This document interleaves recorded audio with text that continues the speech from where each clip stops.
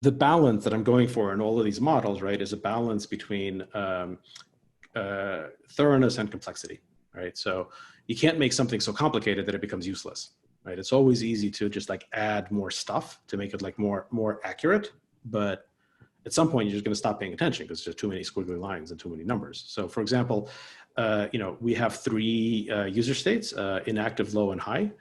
But I could have 5, I could have 7, right? I can split it up however I want.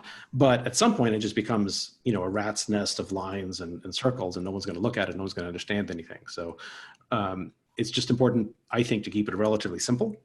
And so for me, for most of these, this is monthly. So every step is 1 month. So when you start using the product the first time, in that first 30 days, you are a first-time user. I don't care how many times you use it. In that first 30 days, you're a first-time user.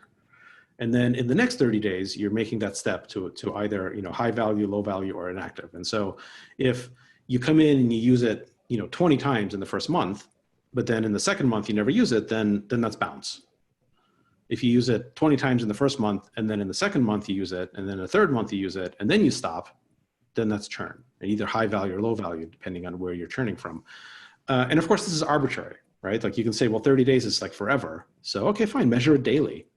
It's just that that's going to add more numbers, more lines. And so maybe in the early days of the product, certainly like for, we haven't even been out for 30 days. So we're looking at things on a daily basis, on an hourly basis, and figuring it out.